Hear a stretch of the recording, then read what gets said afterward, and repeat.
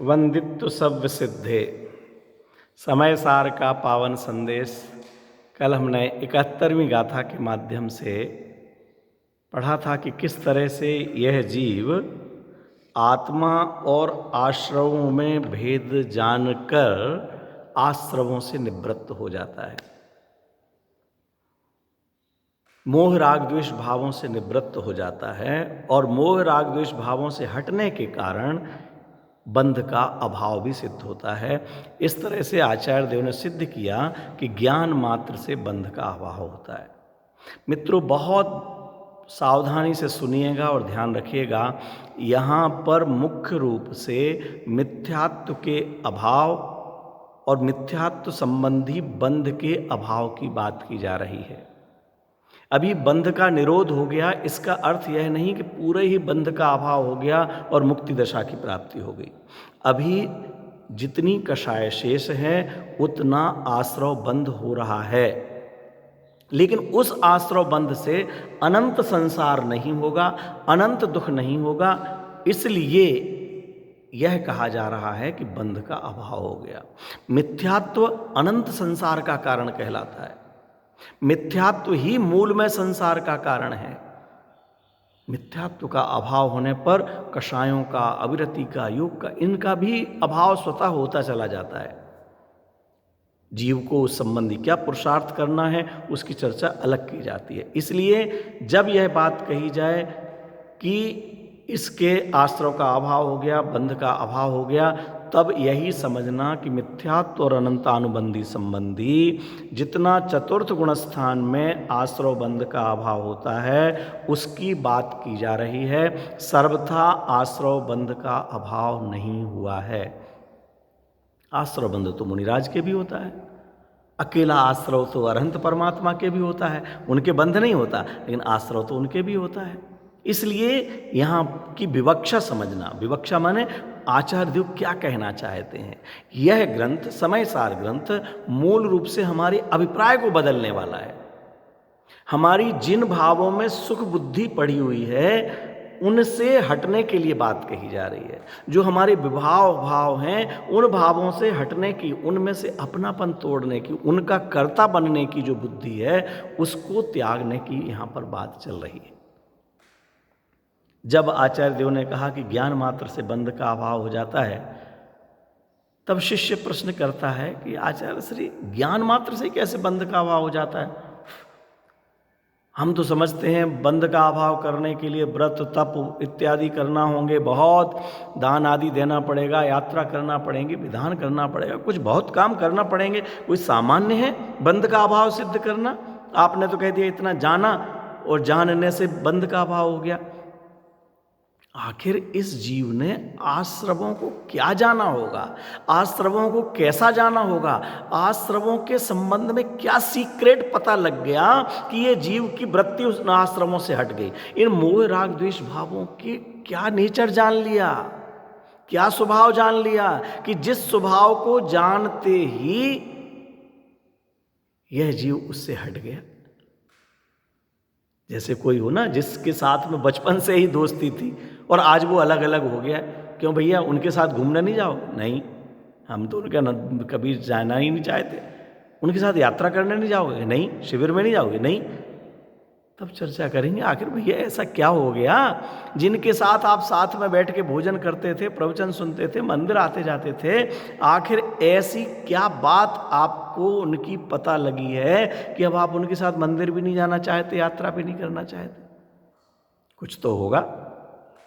जिन आश्रमों के साथ आत्मा अनादिकाल से रह रहा है, आत्मा अनादिकाल से उन्हीं में जुड़ा हुआ है, उनका मैं करने वाला हूँ, मैंने मोह किया, मैंने राग किया, मैंने प्रेम किया, मैंने गुस्सा किया, मैंने ये किया, ये सारे भाव करता चला आ रहा है और अपने मानता आ रहा है।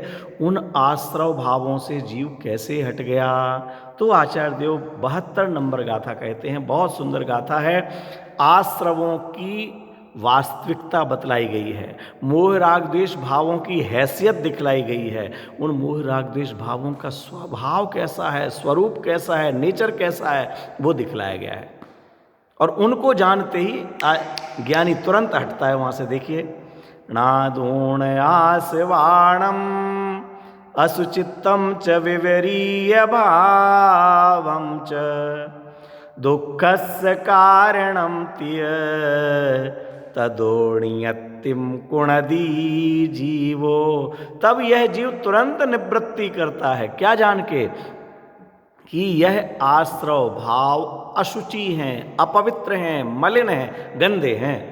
पहला विशेषण दिया आश्रमों का कि ये मोह राग द्वेष क्रोध मान माया लोभ इत्यादि के जो परिणाम हैं, हास्य रति रति शोक भय आदि के परिणाम हैं। इतना ही नहीं मित्रों, बहुत सावधानी से सुनना, ये जो शुभ राग रूपी परिणाम है यह भी मोह का ही परिणाम है, ये भी आश्रव भाव है। भले इनके द्वारा स्वर्ग की कर्मों का आश्रव होता, देवायु का आश्रव होता होगा, देव गति का आश्रव होता होगा, मनुष्य गति का आश्रव होता होगा, लेकिन हैं ये आश्रव भाव ही। आचार्य अमृतचंद्र ये उदाहरण देते हैं, जैसे जल के ऊपर काई जम जाती है, काई वो जल का मल है, मैल है, मलिनता है, वो पीने योग्य नहीं है। वो काई जिसे सेवाल भी कहते हैं, काई कहते हैं, हरी हरी घास जम जाती है पानी के ऊपर, नदी में, तालाब में, वो पानी में ही उत्पन्न होती है, लेकिन वो पानी नहीं है। पानी में ही वो दिखती है, लेकिन वो पानी के साथ में पीने योग्य नहीं है। लेकिन ये ध्यान रखना, जहां काई है वहां पानी है। काई को पानी नहीं समझना है, लेकिन काई से भिन्न स्वच्छ जल वहीं पर है। जो लोग ये जान लेते हैं वो उस कुएं में, उसी नदी में, तालाब में अपना लोटा, अपना बर्तन जोर से गिराते हैं, 2 बार 4 बार पटकते हैं, काई अलग हो जाती है और वो पानी स्वच्छ मिल जाता है, क्योंकि स्वच्छ जल उस मल से अलग है। इसी तरह जो मोह राग द्वेष आदि भाव हैं, क्रोध मान माया लोभ के, हंसने हंसाने, रोने गाने, कमाने धमाने, दौड़ने भागने, खेलने कूदने, सोने सुलाने इत्यादि के जो भाव हैं, वे सब भाव अशुचि हैं, अपवित्र हैं। वो आत्मा में उत्पन्न हुए हैं, लेकिन आत्मा की मलिनता है, आत्मा का स्वभाव नहीं है, आत्मा की अशुचिता है, गंदगी है। वो लिख रहे हैं, नादूण आसवाणम असुचितम, अशुचि पना जान करके, उनका अशुचिता जान करके, ये जो मोह राग द्वेष का परिणाम हमें तो अच्छे लगते हैं। बोलो आज के आनंद की जय, राग होता है और आनंद आता है, टीवी देखते हैं और आनंद आता है, नाचते गाते हैं और आनंद आता है, खाते पीते हैं, पैसा कमाते हैं, झूठ बोलते हैं और मजा मानते हैं। कैसे इन आश्रमों से निवृत्त होंगे? आचार्य देव कहते हैं ये जब तक इनको अपवित्र, जिसने इनको अपवित्र माना, हो इनके कारण से मैं अपवित्र हुआ हूं, पसीना मेरे शरीर में ऐसे आता है, लेकिन वो शरीर का स्वरूप नहीं है, रखने लायक नहीं है, धोने लायक है। जैसे 9 द्वारों से मल बहता है, वो अपने शरीर में से ही निकलता है, बाहर से नहीं आता, लेकिन वह भी मलिनता है, मैल है। नाक भी साफ कर लेते हैं तो धोते हैं, क्यों? आया तो शरीर में से। अरे ये नाक भी है और ये भी नाक ही कहलाती है जो बाहर निकलती है, लेकिन ये नाक पकड़ते हैं, नाक का सवाल कहलाता है, ना इज्जत कहलाती है, सुंदरता बनती है इससे। लेकिन वह नाक अगर थोड़ी सी भी मल के रूप में बाहर निकल के आवे तो वह हमारे लिए दुर्गंध देती है, वह हमारे शरीर के सौंदर्य को बिगाड़ती है। क्यों? वह मलिनता है, मैल है।